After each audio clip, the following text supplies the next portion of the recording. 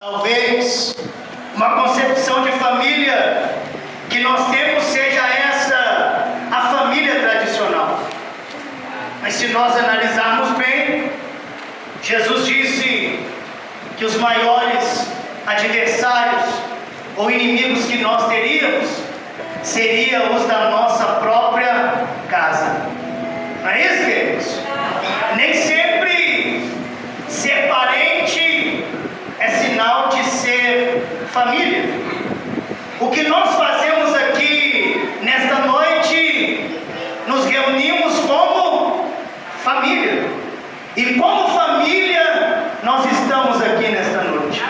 Talvez alguns aqui tenham um grau de parentesco com alguém.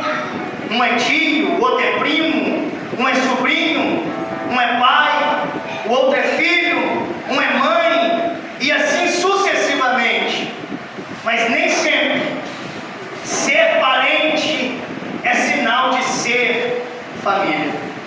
É por isso que Jesus, quando ele é indagado por um dos seus discípulos, e eles dizem para Jesus: olhe, está aí a sua mãe e os seus irmãos estão aí fora.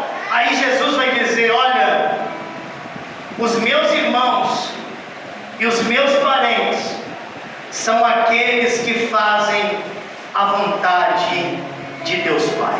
Aleluia! Mas nesta noite, dentro dessa concepção de família, dentro desse conceito familiar, eu quero